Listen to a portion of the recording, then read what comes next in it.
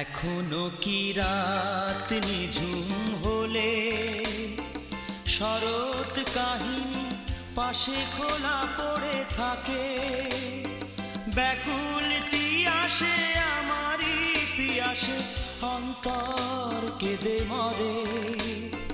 জানতে ইচ্ছে করে খুব, জানতে ইচ্ছে করে,